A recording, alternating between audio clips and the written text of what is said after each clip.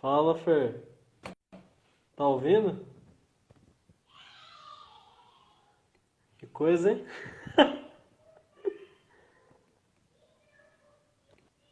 Pera aí que eu não tô ouvindo. Não tô ouvindo. Que droga. Agora eu tô. Agora eu tô Ah, ouvindo. Agora eu tô. agora vai. É. Deu problema no fone, o fone parou de funcionar. Nossa. Não tá fácil não. Tem que olhar aí o que a gente tá criando. O que que a gente tá criando? Bom, vamos lá então, né, que já são 8 e 8. A Marla tá aí. Sim. A Marla trabalhou comigo na PPG, muito amiga minha também. Legal. Gato da PPG, né, cara? Legal. Então, Bom, vamos começar. vamos. A live de hoje é a nossa primeira live. E vamos falar sobre relacionamento. É, A ideia é durar aí no máximo 1 hora, um pouquinho menos. Tá bom? Vamos falar sobre várias coisas relacionando a tipo de relação. E vamos lá. E aí, Hugo, vou Ah, colocar só um pouquinho do que é do Círculo de Fogo, né? legal. O que que é o Círculo de Fogo? É um grupo de homens que a gente começou agora na pandemia, agora em maio. E por que que a gente começou isso? Então, a gente sentiu uma necessidade de se abrir, né? A gente mesmo, fazer essa abertura, né? Ter outras pessoas para conversar, outros homens, e também que esses homens pudessem conversar, né? Porque a gente sabe, a gente vê que normalmente os homens não procuram nenhum tipo de terapia, nenhum tipo de autoconhecimento. E aí a gente abrindo esse espaço, a gente viu que tinha um pessoal que queria se conectar. E a gente vem fazendo encontros semanais de quintas-feiras para um grupo mais próximo da gente. E aí a gente viu que podia expandir isso. Então a gente vai começar a fazer essas lives para poder atingir um público maior com o que a gente estuda, né, de autoconhecimento relacionado com o masculino também, que também tem nas mulheres, né? A gente fala de energia masculino e feminino. Então, com essas lives a gente pode expandir e falar para mais pessoas e ir trazendo essa consciência para o campo do masculino. Vai lá, Isso Hugo. aí. Então, falar de relacionamento, eu vou falar primeiro sobre duas coisas importantes e a partir delas eu vou poder discorrer sobre os tipos de relação que a gente vai estar trazendo aqui, que é o tipo de relação de casal, relação com os pais, pai e mãe, relação no meio corporativo e relação no meio acadêmico, se der tempo de falar sobre tudo isso. A ideia dá, mas vamos lá. Então, os dois fatores que eu vou falar primeiro é sobre hierarquia e sobre equilíbrio, tá bom? Então, no contexto de relação, de relacionamento, o que é hierarquia? É uma pessoa estar ou em posições equivalentes com o outro, ou acima ou abaixo em um nível hierárquico, tá bom? Então, por exemplo, no contexto de casal, o marido e a mulher estão em posições equivalentes de hierarquia, os dois são iguais, ok? No contexto de autoridade, a autoridade está acima e o funcionário ou o subjugado está abaixo. No contexto de família, eu estou abaixo dos meus pais, os meus pais estão abaixo dos avós, dos meus avós, e eu sou a maior do que meus filhos, ok? Isso é o que tem a ser dito agora sobre hierarquia. Hierarquia é importante para ser respeitada no contexto de relacionamento, porque é essencial ter essa noção de hierarquia, senão ocorrem distorções. Isso vai ser trazido depois. E o outro fator é equilíbrio, tá bom? Que é o dar e receber. E, em particular, o equilíbrio tem que respeitar a hierarquia. Em que sentido? No caso de relacionamento de casal, o dar e o receber, por causa que o marido e a mulher estão iguais, ou marido e marido, né, ou mulher ou mulher, o casal, qualquer tipo de casal, dado um par de pessoas que tem essa relação íntima, a posição dentro do relacionamento é equivalente. Então, o dar e o receber tem que ser equivalente também, tem que haver um equilíbrio. O mesmo tanto que eu dou, ao mesmo tempo que eu recebo, ok? Às vezes, um relacionamento em que um dá muito e o outro não dá tanto, dá divórcio, entendeu? Então, esse respeito ao equilíbrio dessa energia de troca é importante. No contexto de família, por exemplo, existe essa conformidade com a hierarquia. Então, por exemplo, eu com meu filho, eu dou, o meu filho recebe. O meu filho não vai dar para mim. Tanto é que na maior parte da infância dele não tem condição nenhuma de dar para mim. Então é isso. Eu dou e meu filho recebe. Meus pais dão e eu recebo enquanto eu sou uma criança. Tá bom? Então existe essa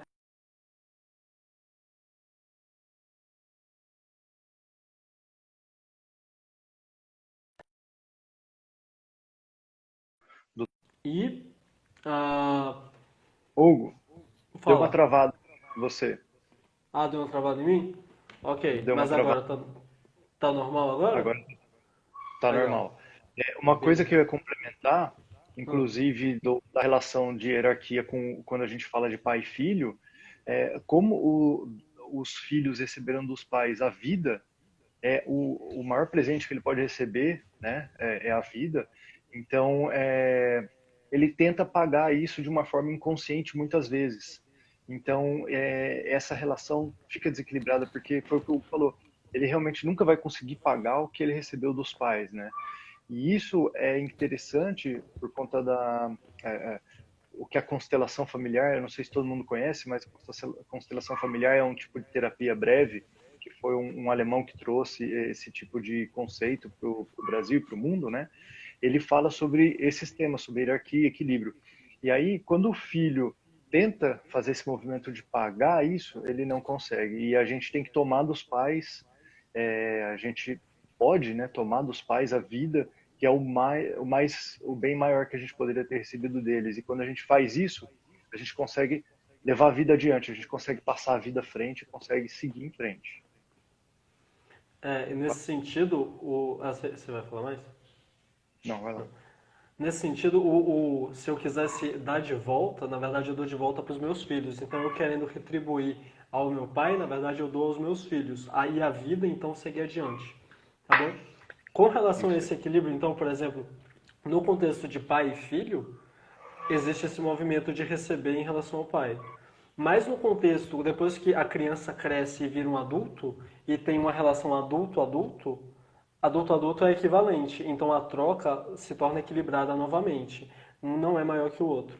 Então é importante ficar sempre atento que tipo de relação está ali por trás das coisas. Então eu estou aqui tendo uma conversa com meu pai ou com minha mãe, o que está acontecendo ali por baixo do pano? Eu estou me colocando como filho, apesar de eu ter 30 anos, ou eu estou me colocando como um adulto e tendo uma relação ali equilibrada? Então isso é importante de ser olhado, tá bom? Bom, esses são os dois fatores que é importante ser trazido e a partir deles a gente vai falar um pouco sobre os tipos de relação. A primeira relação que a gente vai trazer é a relação de casal, tá bom? Novamente, os dois, marido e mulher, o parceiro e parceira, companheiro e companheira, estão numa posição equivalente e tem que ter uma troca equivalente ali de dar e receber. E se não houver, existe conflito, tá bom? Muitas vezes parece à primeira vista que está equilibrado, mas muitas vezes não está. Por quê? E como ver? Então, por exemplo, dentro da gente, no nosso inconsciente, existem muitas coisas, muitas coisas. Então, por exemplo, padrões, imaturidade emocional. O principal mesmo é a imaturidade emocional de a pessoa não conseguir sentir. Então, por exemplo, eu sou homem, Fernando também. Os homens normalmente têm uma dificuldade de sentir, de se conectar com o sentimento. Muitas vezes a gente fica no cabeção, fica só pensando ou racionalizando. Então acontece um conflito, por exemplo, e não sei o que está acontecendo, tá bom? Qual é o sentimento que está aqui por trás? Não sei. Então é importante ter esse tipo de exercício para entrar em contato com o sentimento que está aparecendo ali, tá bom? Conforme esse trabalho, esse exercício de reconhecer os sentimentos que aparecem, conseguir olhar para isso, conseguir nomear e conseguir assumir a responsabilidade por aquilo que sinto, eu vou amadurecendo emocionalmente. Então, por exemplo, no contexto de casal, existe uma briga e eu fico com raiva, não é a pessoa que está fazendo com que eu fique com raiva, a raiva é minha. Eu tomo pra mim, me aproprio dessa raiva e cuido dela. Não vou jogar a raiva em cima do outro, entendeu? Todo mundo aqui é adulto e precisa assumir a responsabilidade do que é seu, tá bom? Essa é a principal dificuldade nos conflitos. Fala aí, Fernando. Inclusive, isso que você falou é interessante, porque quando a gente vê que a gente é, explode ou então sente uma raiva e acaba é, isso caindo para o outro, inclusive você perde a razão, né? Quando você dá razão para o outro sentindo a raiva, isso normalmente vem da criança. É alguma ferida infantil que você tem que, de alguma forma,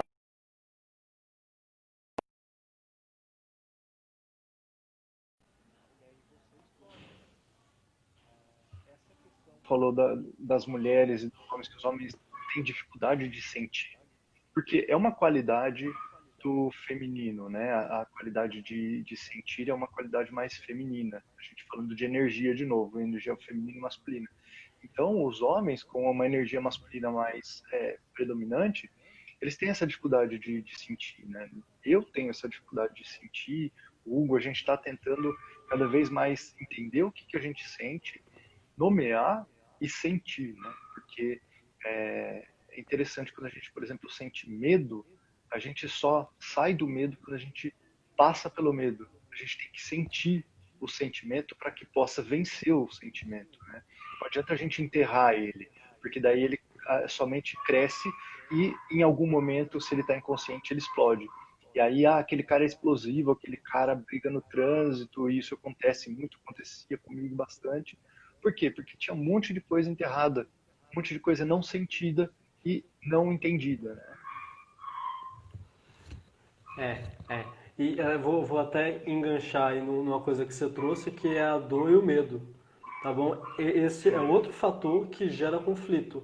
Então, eu tenho uma dor, eu tenho medo, todo mundo tem, e isso gera um conflito, muitas vezes porque essa dor e esse medo está inconsciente. Então, todo mundo tem uma dor infantil que foi criada na infância, que está carregando durante a vida adulta e não vê e não sente. Tá? E existe muito medo de sentir essa dor. E esse medo gera um monte de situação. Então eu vou dar um exemplo para ficar mais claro. Eu vou dar um exemplo meu. Eu tenho um medo muito grande de ficar sozinho, tá bom? Esse medo encobre uma dor minha que na verdade eu ainda não sei qual é essa dor. Mas o medo é de não ficar sozinho. Eu tenho medo de ficar sozinho. E o que que isso gera? Eu tenho medo de ser abandonado, de solidão, da pessoa se frustrar comigo. Qual é a consequência na minha vida diária? Se eu estou com uma pessoa, seja um colega ou minha companheira, ou qualquer pessoa, e eu faço algo e a pessoa se sente desapontada, eu morro de medo. Porque, em última instância, a pessoa seria o quê? A crença errônea aqui é a pessoa vai embora e eu vou ficar sozinho. É claro que isso não necessariamente é verdade, mas isso é uma crença que eu tenho que faz com que eu tenha uma série de atitudes que vão corroendo o relacionamento. Tá bom? Então, no caso de uma vida familiar aqui com minha companheira, se eu tenho esse medo de ficar sozinho e toda vez que ela fica desapontada comigo eu tenho uma reação emocional de criança, o relacionamento vai se corroendo e gera vários problemas.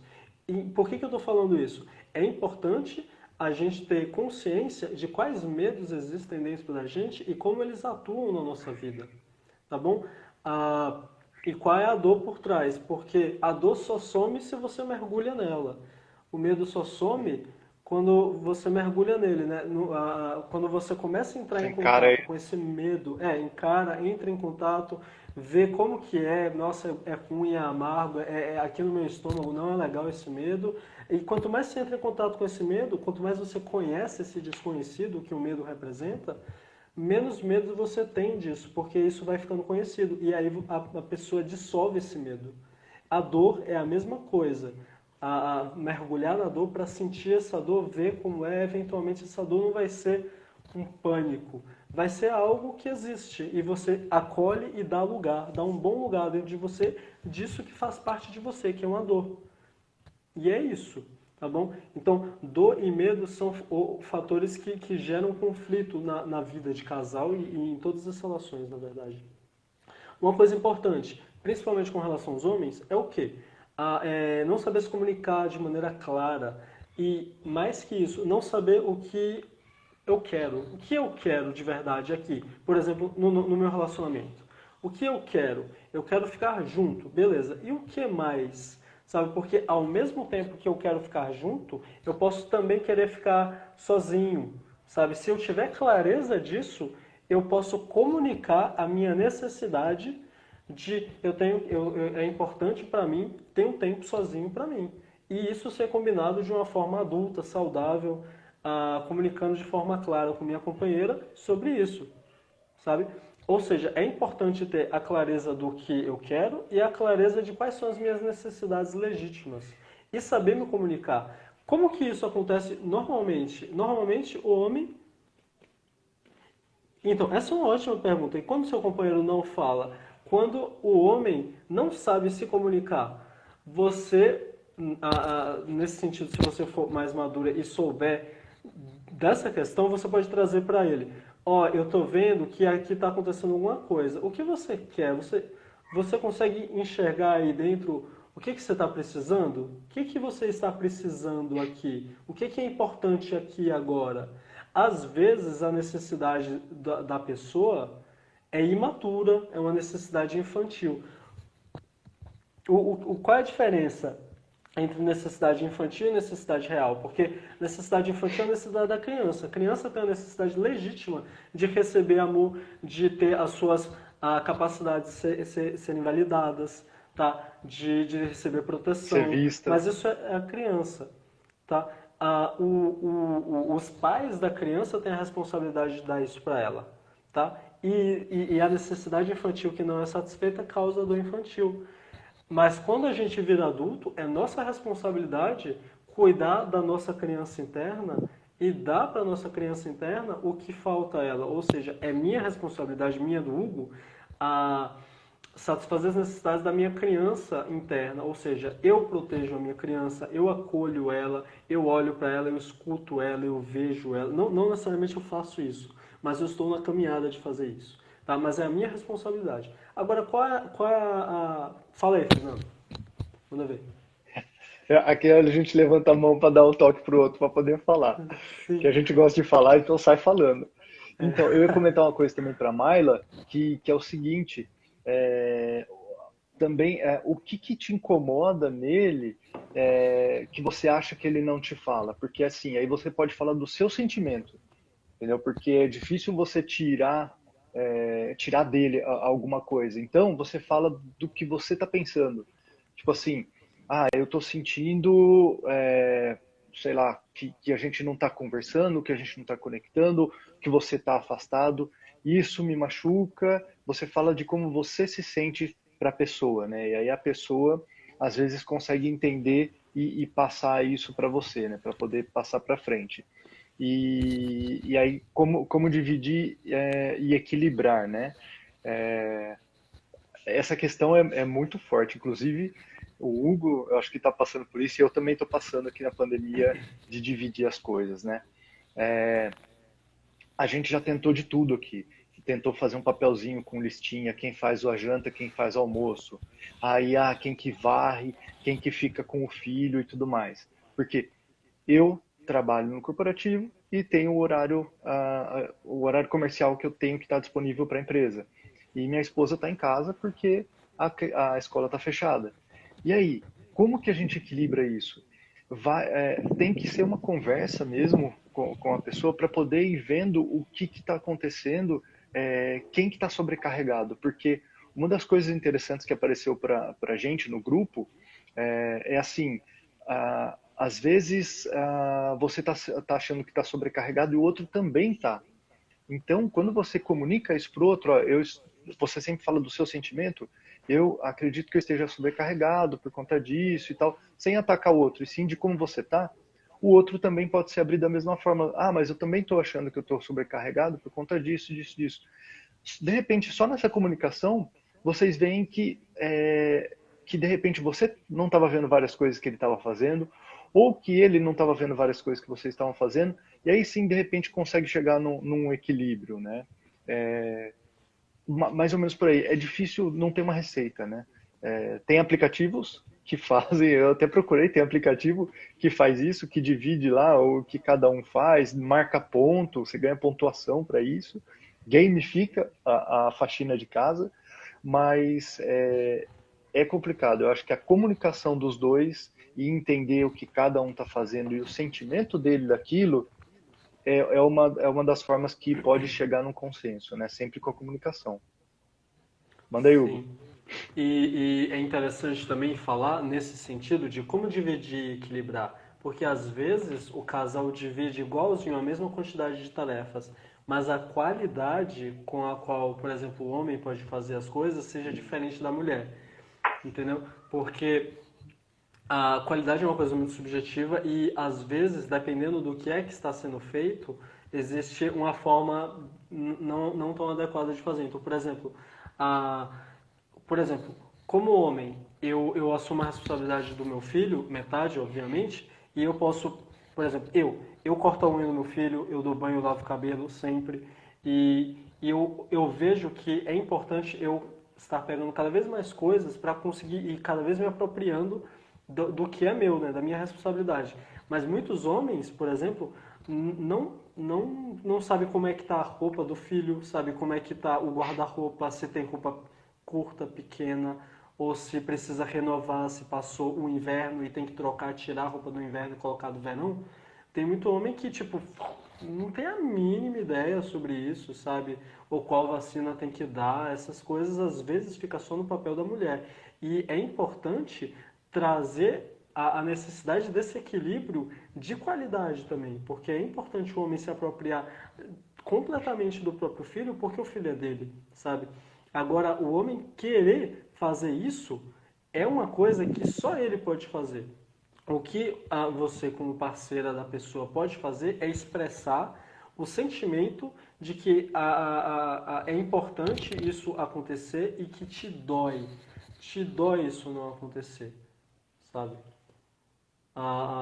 Expressar o sentimento, normalmente ocorre quando a gente expressa a nossa verdade, essa verdade.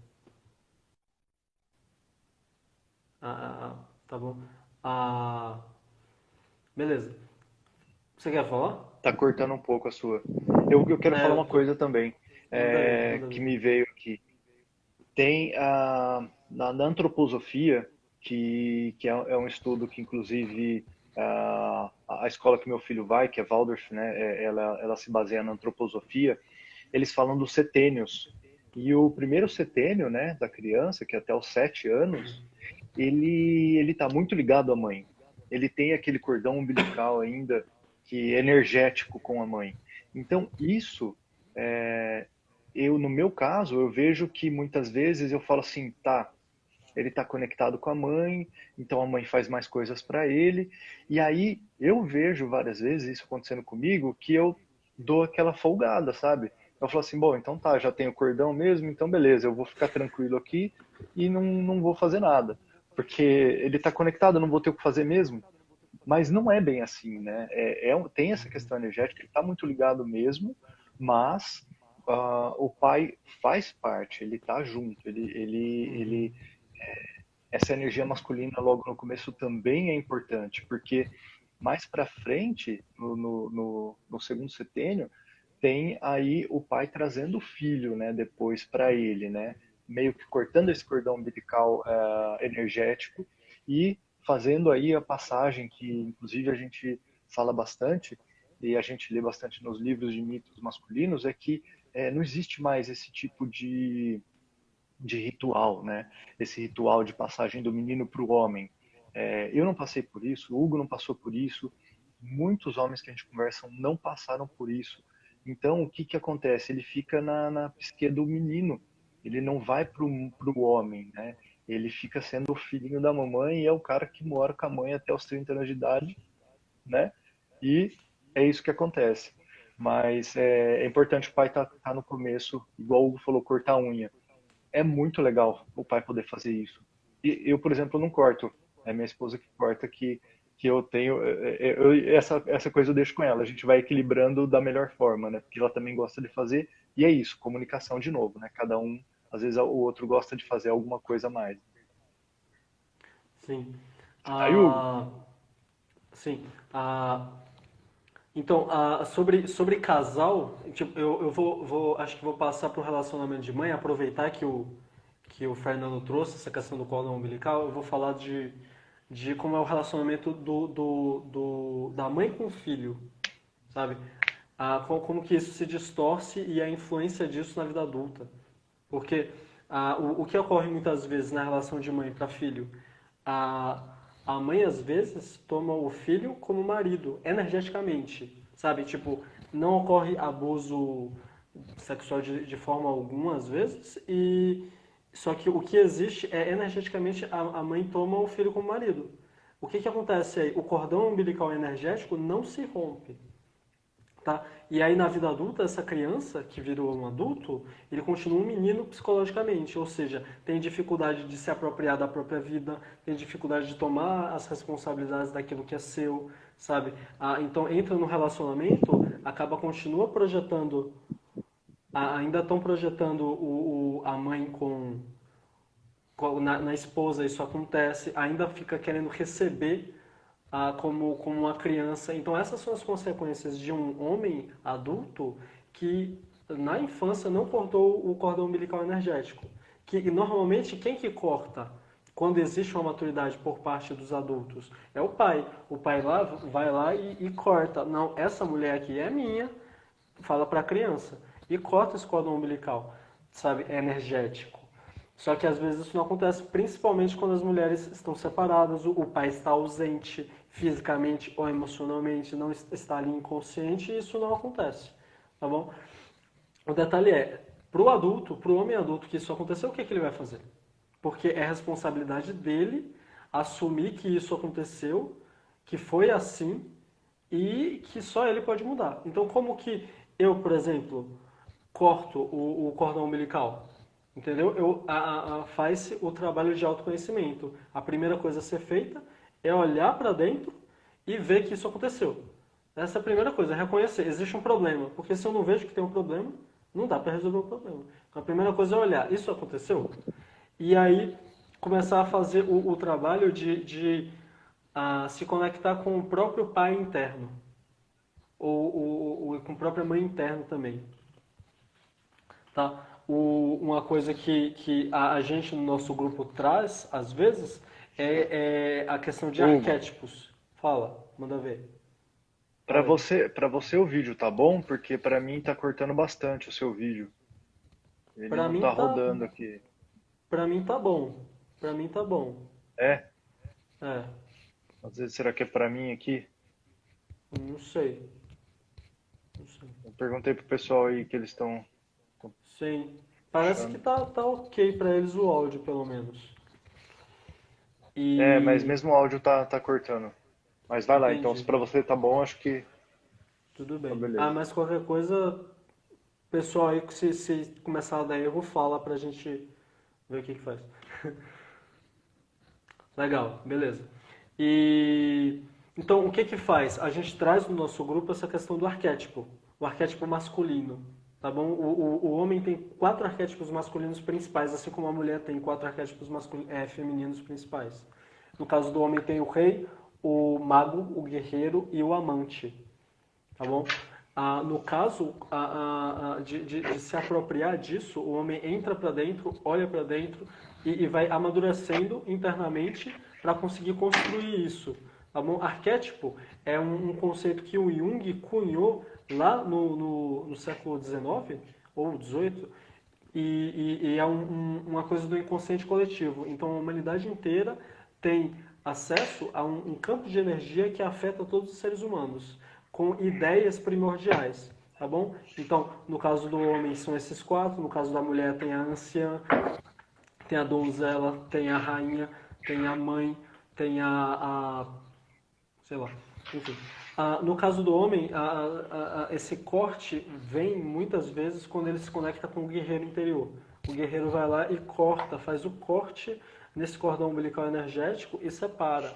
O detalhe é que muitas vezes o guerreiro interno está morto, tá bom? Por que está morto? Quando a gente é criança e a gente tem pais que são imaturos, e isso é o normal, é o comum na nossa vida hoje, no planeta Terra, pais imaturos acabam invadindo o espaço interno da criança, o que a gente chama de castelo psíquico.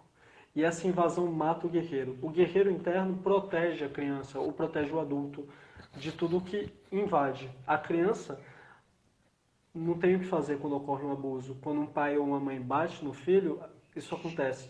A criança não pode fazer nada. E quando isso acontece, o guerreiro morre. Na vida adulta, cabe ao adulto ressuscitar esse guerreiro através do autoconhecimento. E quando esse guerreiro nasce, renasce, se fortalece e consegue cortar esse cordão de dependência e começar a proteger o próprio espaço, a gente começa na vida externa dando limite, sendo objetivo, falando, expressando, ó, isso aqui não está bom, isso aqui não é legal para mim, eu quero fazer diferente, tá bom? Isso é o que? É a energia do guerreiro. E só depois que o guerreiro acorda e consegue proteger esse reino interno, o rei acorda. Porque o rei também está adormecido até.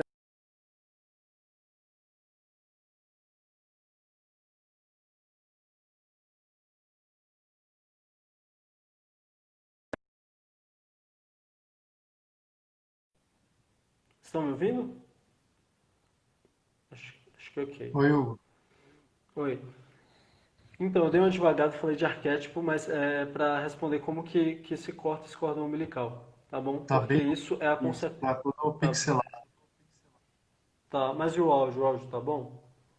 O áudio agora ficou melhor. Beleza. Tá bom?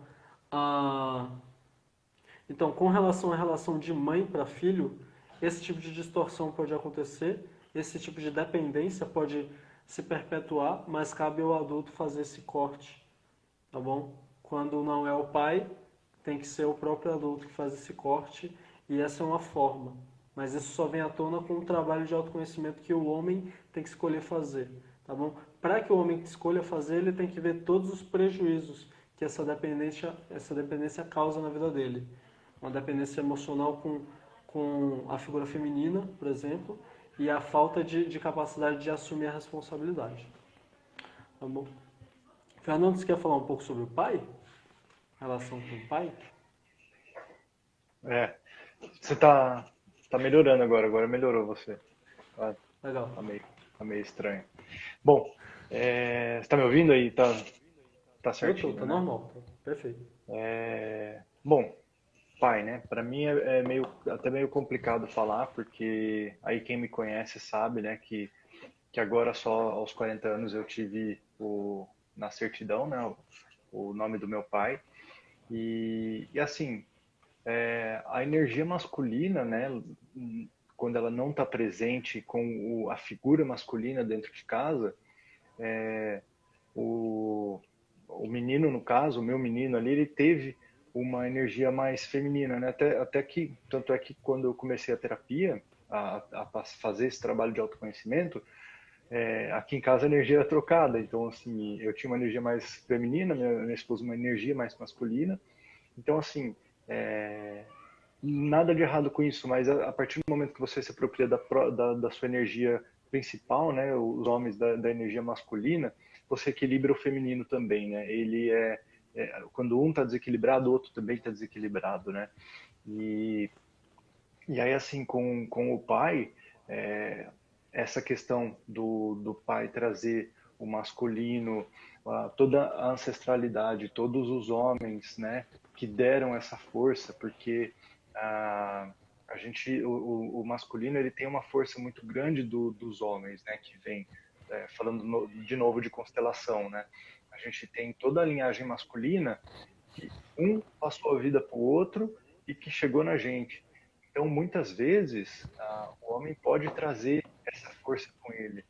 E se de repente não tem uma boa relação com o pai, ou não conheceu o pai, de qualquer forma, ele tem isso, né?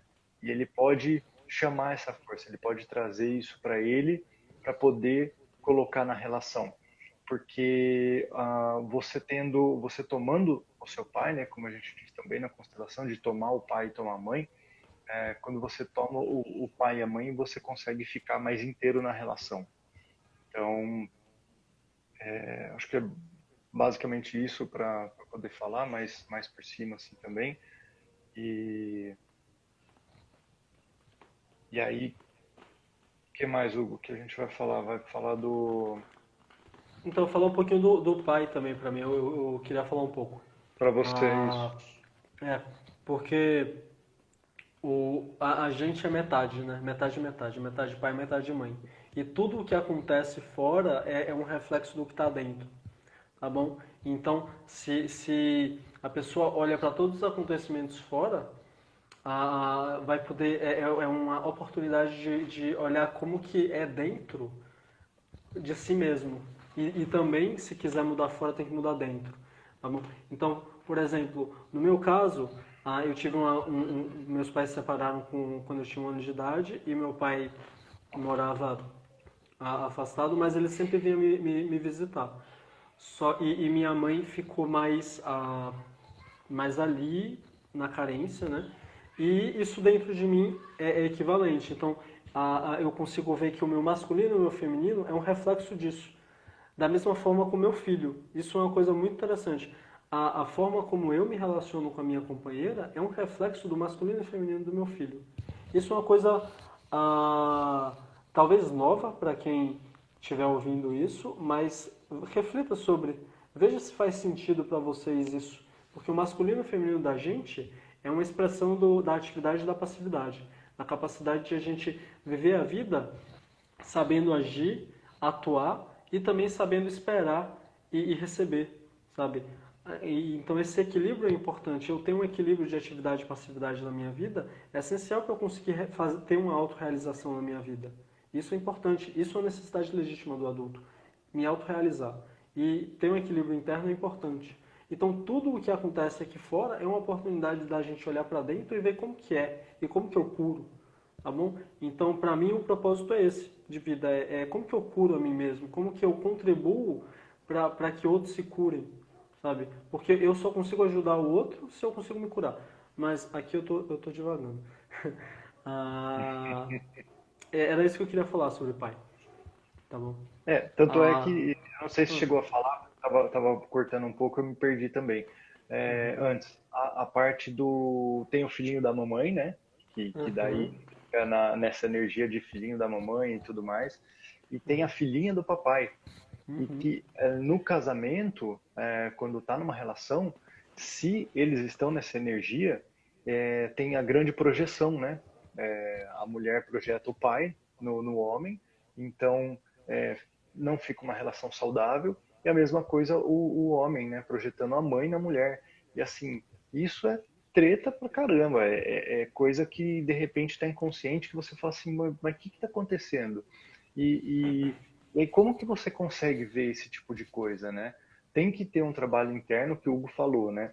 É de fora para dentro. Então você olha para fora, você olha as relações, você olha como que de repente a forma de que alguém se comporta, né, atinge você. Aí você fala assim, putz, então isso me atingiu e aí você começa a entender que você pode ser, como a Mariana falou, eu sou a filhinha do papai. Aí você pode, a partir do momento que você tomou consciência disso, você viu, você vê se isso acontece na sua relação. Você está projetando o seu pai no seu companheiro. Se você tiver, você pode tirar esse peso, né? Não é de quinta para domingo, como a gente fala, né?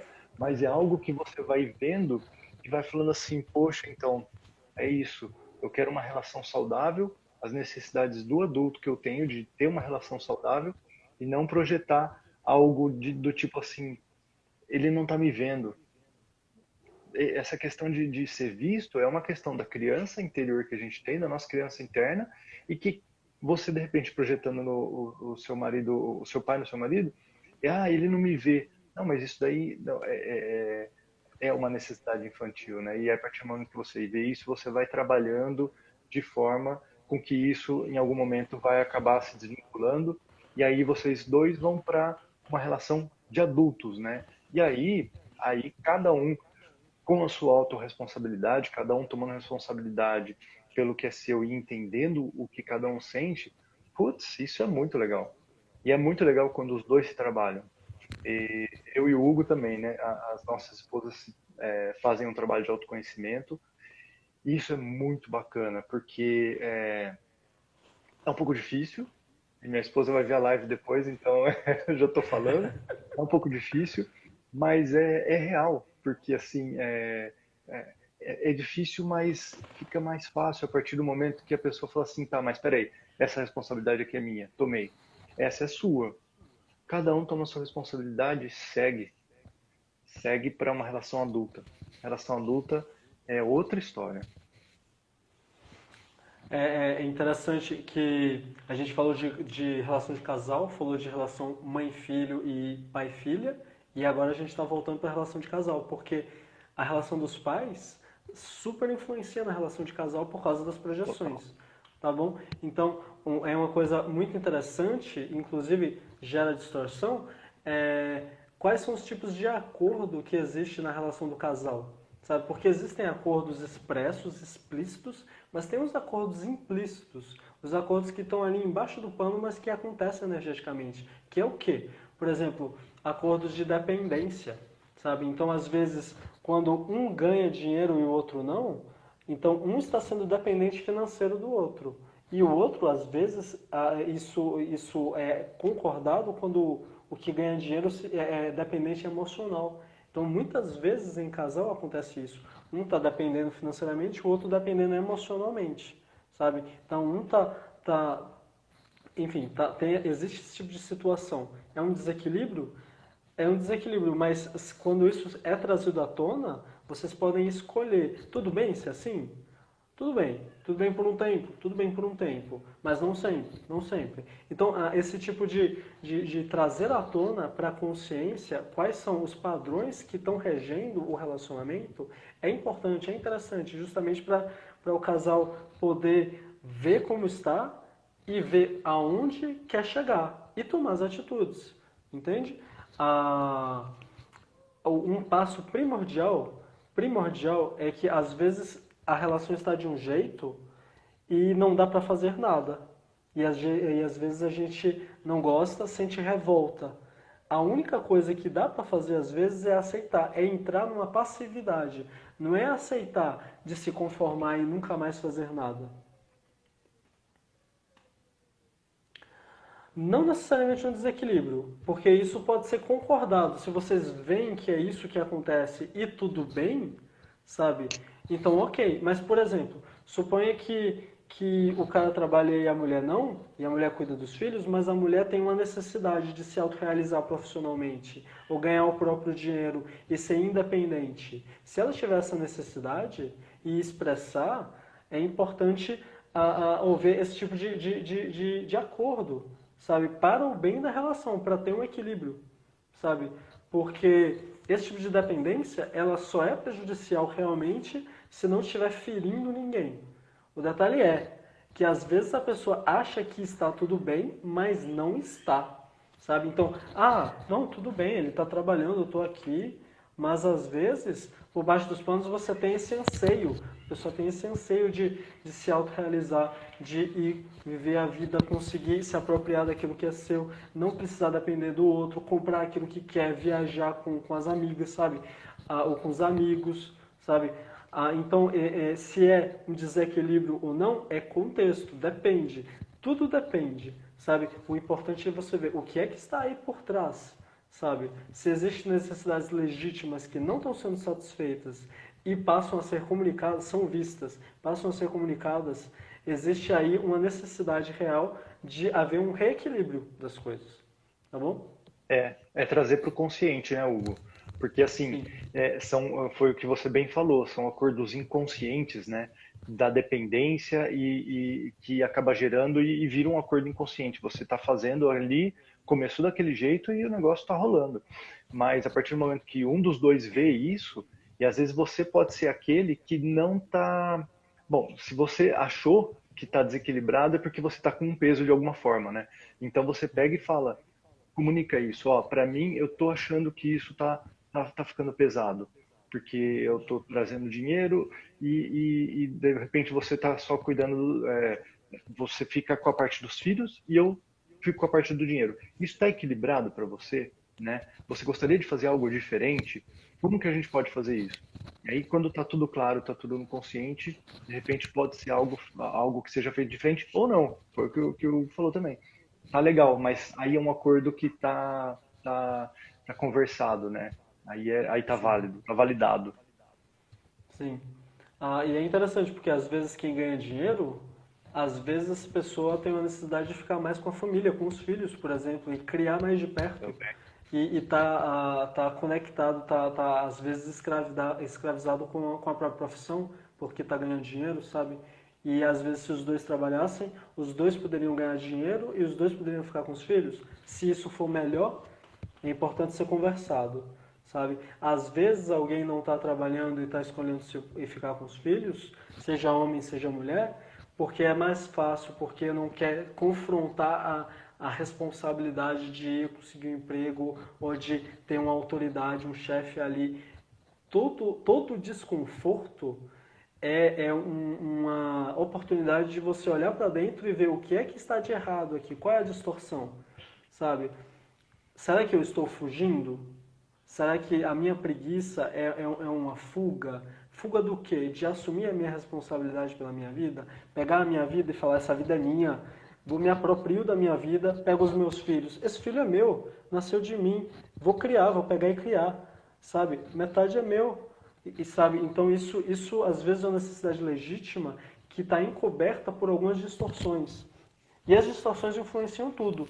Como que tira a distorção? Como que finaliza ela? Olhando, vendo, ó, tem uma distorção aqui. Por quê? A gente fala de uma trimembração, né? Reconhecer, compreender e mudar. Primeiro a gente tem que ver que existe. Ó, tem uma distorção aqui, por exemplo. Ó, eu ainda sou muito criança e não quero assumir a responsabilidade pela minha vida. Isso sou eu, tá bom? E eu estou mudando ainda. Mas eu tenho a resistência de assumir, de apropriar de minha própria vida, assumir minha responsabilidade pelo que é meu, assumir responsabilidade de adulto e reconheci. Aí eu vou olhar por que que eu tenho isso, buscar compreender de onde vem isso. Aí eu vou olhar para dentro de mim, para ver como que foi a minha infância, para ver quais são as necessidades minhas que eu tinha, que eu ainda quero que receber, quais são as necessidades que eu ainda quero que venha de fora, para então eu mudar e ver e eu começar a satisfazer. Então, por exemplo, se alguém se frustra comigo e não quer mais a lidar comigo ou me dar o que eu quero receber, eu tenho que me acolher minha criança interior e dar para ela o que eu posso, sabe? Ou dar limite para minha criança, porque a criança às vezes não tem limite e a nossa criança interna também é assim. Então cabe a gente falar, oh, até depois daqui não dá, não tem. E a criança vai espernear, mas é isso. Com a criança de fora é igual com a criança de dentro, sabe? E depois que você compreende por que existem as distorções dentro, você começa a mudar, sabe? Mudar as atitudes, mudar os pensamentos e eventualmente mudar os sentimentos. Porque o sentimento é algo que não força, não dá para forçar sentimento. Não dá para você forçar a amar alguém. O amor é um cultivo, você vai fazendo um pouquinho em pouquinho e vai crescendo. Mas sentimento é assim também, por exemplo, se eu tenho, sei lá, eu tenho a resistência a trabalhar. Existe essa resistência. Eu não posso forçar a não ter resistência. Então todo dia eu vou lá trabalhar, eu vou olhar essa resistência. Ó, aqui eu tenho resistência. Mas eu estou vendo essa resistência, mas eu vou usar meu livre-arbítrio e escolher trabalhar do meu melhor no que eu consigo, no que eu dou conta. Se eu consigo trabalhar no meu melhor até 1 da tarde e depois não mais, eu vou respeitar isso e vou tentar ali. Se depois eu vou conseguir dar meu melhor até as 2, até as 3, até as 5, sabe? Eventualmente essa resistência é vencida, mas isso aos poucos. E pagando o preço, né, Hugo? Pagando o Paga preço, esse é o o preço, preço. porque é isso, tudo tem um preço, né? Se você consegue se doar até 1 da tarde ou não consegue se doar para alguma coisa, tem o preço que vem com isso, né? Você de repente não vai ganhar tanto dinheiro, ou então vai acontecer algum problema que é em decorrência disso. Sempre que você toma uma decisão, sempre que você decide alguma coisa, tem um preço para pagar, né? Decidiu ou não decidiu, você sempre é uma questão de escolher que preço que você vai pagar, né? Para as decisões e para a relação, para a sua vida em geral, né? Isso depois que ficou claro para mim é muito engraçado, né? Entender que tudo tem um preço e aí você escolhe, né? O que Sim. você consegue dar conta naquele momento, né? Vamos falar um pouquinho de corporativo, que Vamos, acabou, que eu queria voltar trazer para um as pouco do crianças. exatamente. E trazendo um pouco do corporativo, o Clebson está aí para ajudar no corporativo, né? É, cara, eu vejo a relação dentro do corporativo muito muito ainda inconsciente. As pessoas elas não têm muito autorresponsabilidade por aquilo que acontece e sempre que é possível, ela quando acontece algo de bom, aquilo é dela e quando acontece algo que não foi tão bom ou que vai gerar algum problema, ela passa aquilo, ela terceiriza e aí sempre acaba chegando num outro que na questão da hierarquia normalmente está abaixo ali da hierarquia, né? Isso para mim é muito complicado viver no mundo corporativo. Então, assim, eu vejo que isso tem uma mudança porque as pessoas estão se autoconhecendo cada vez mais, estão entendendo a questão da autorresponsabilidade, mas a autorresponsabilidade no corporativo, dentro de uma indústria ou em qualquer meio corporativo, você traz uma fragilidade. Quando você se responsabiliza por algo, é exatamente isso, TCR famoso. Quando você se responsabiliza por algo, o que acontece? Você é frágil e você tem um feedback ruim, você tem uma visão ruim dentro da empresa.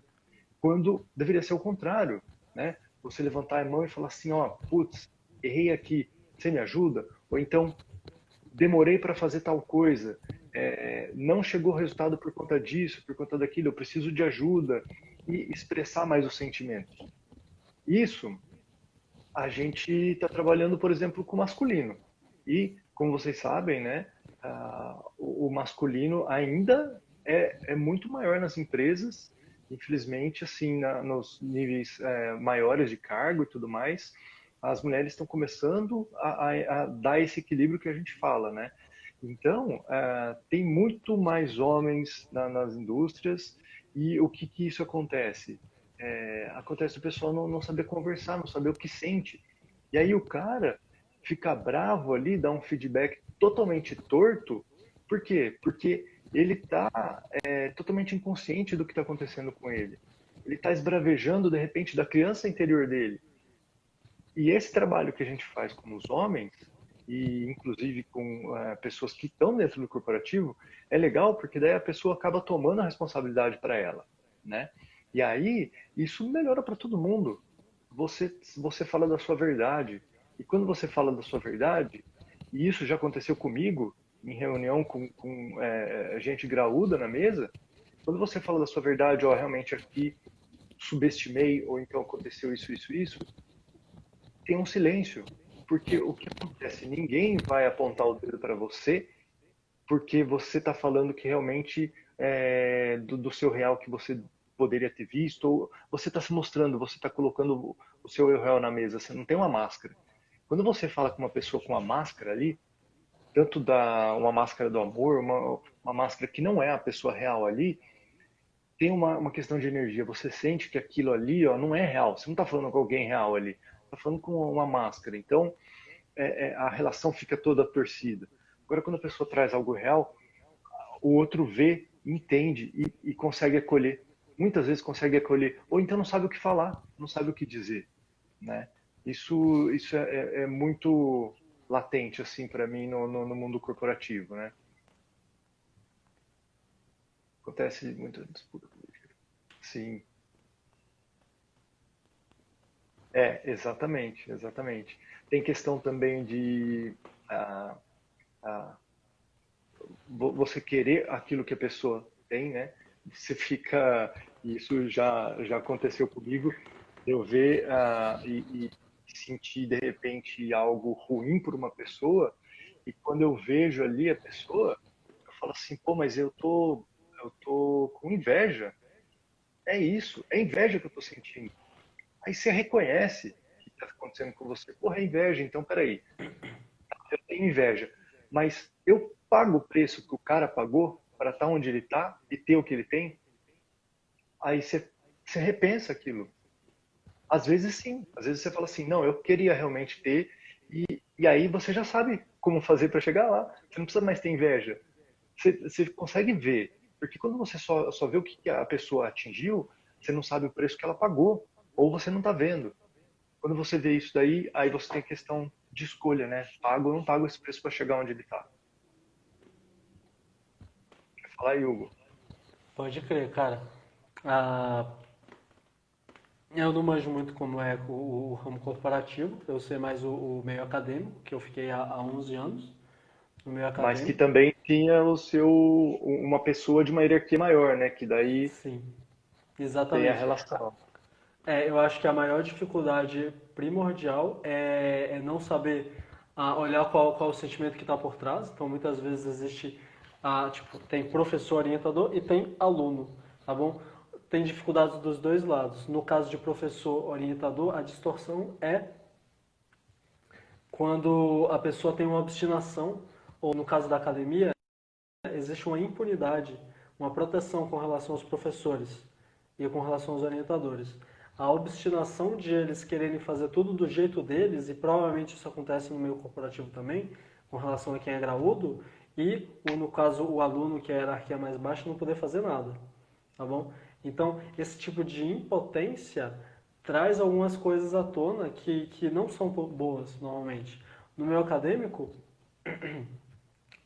o preço pago para uma pesquisa ser bem desenvolvida numa universidade, ah, às vezes é muito alto, por causa do tipo de relação abusiva que existe de uma hierarquia mais alta com a mais baixa.